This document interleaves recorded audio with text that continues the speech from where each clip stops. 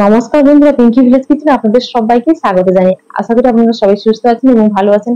হ্যাঁ বন্ধুরা, আজকে বানাবো সেমাই ক্ষীরের রেসিপি। এই সেমাই ক্ষীর কিভাবে বানানো হয়, সঠিক নিয়ম, সঠিক পদ্ধতি এবং সঠিক মাপটা আপনারা জেনে নিন। আশা করি এই রেসিপিটা আপনাদের ভীষণ ভালো লাগবে। আপনারা প্রথম থেকে শেষ পর্যন্ত পুরো রেসিপিটা দেখতে থাকবেন।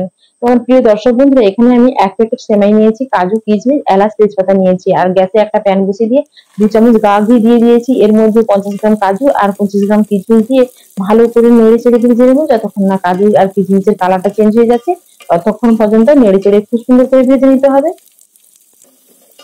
এবার দেখুন কাজু কিশমিশ ভাজা হয়ে গেছে। এবার একটা পাত্রের মধ্যে কাজু আর কিশমিশটাকে আমি কিন্তু তুলে নেব। এবার প্যানে কিছুটা পরিমাণে ঘি আছে, আর 1 চামচ ঘি দিয়ে দিলাম। এর মধ্যে দিয়ে দেবো 2টো তেজপাতা কেটে দিয়েছি আর 2টো এলাচ ফাটিয়ে দিয়েছি। খানিকটা নেড়ে চেড়ে নেওয়ার পর এর মধ্যে দিয়ে দিলাম 1 প্যাকেট সেমাই। আর আমি মোটা সেমাইটা ব্যবহার করেছি, আপনারা চাইলে সরু সেমাইও ব্যবহার করে নিতে পারেন। এখানে সেমাইটা দিয়ে নেড়ে চেড়ে বেশ সুন্দর করে ভেজে নিতে হবে। যতক্ষণ পর্যন্ত সেমাইয়ের কালারটা না চেঞ্জ হয়ে যাচ্ছে ততক্ষণ বেশ সুন্দর করে সেমাইটাকে ভেজে নিতে হবে। আর সেমাই অবশ্যই ভেজে রান্না করবেন, তাহলে সেমাইয়ের একটা গন্ধ থাকে না। এইভাবে ভেজে রান্না করলে খেতে খুব ভালো লাগে। আর এখানে 1 লিটার দুধ আমি এক সাইডে গরম হতে বসিয়ে দিয়েছিলাম গ্যাসে। দুধটা ফুটে ফুটে কিন্তু 700 গ্রামের মতো আছে। আর সেমাইটা দেখুন ভাজা হয়ে গেছে, সেমাইয়ের কালার কিন্তু অনেকটা চেঞ্জ হয়ে গেছে। এবার দুধটাও ফুটছে। এখানে এখন সরাসরি সেমাইয়ের মধ্যে আমি দুধটাকে ঢেলে নেব। এবার ঢেলে নেওয়ার পর সেমাইটাকে বেশ সুন্দর করে নাড়িয়ে নিলাম। আর এখন গ্যাসের আঁচটা একটুখানি হাইতে করে দিয়েছি, সেমাইটা ফুটে উঠেছে। এবার আমি গ্যাসের আঁচটা একটুখানি মিডিয়ামে রেখে দেবো। মিডিয়ামে রেখে থালা ঢাকা দিয়ে আমি 2 মিনিট খানিক ফুটিয়ে নেব।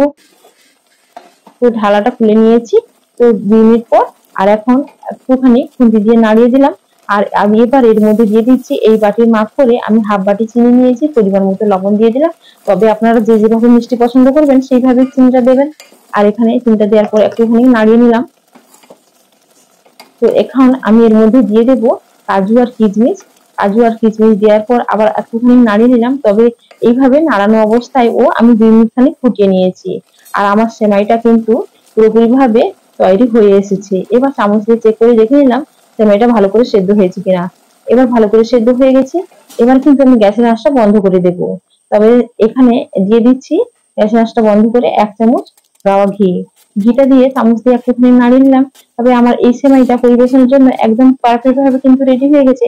তবে একটা কথা খেয়াল রাখতে হবে, সেমাইটা যেন বেশি সেদ্ধ না হয়। তো এইভাবে আমি যেভাবে বানিয়েছি এইভাবে কিন্তু বানিয়ে নেবেন।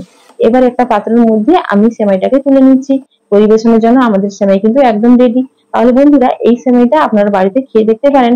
রেসিপিটা কেমন লেগেছে কমেন্টে অবশ্যই জানাবেন।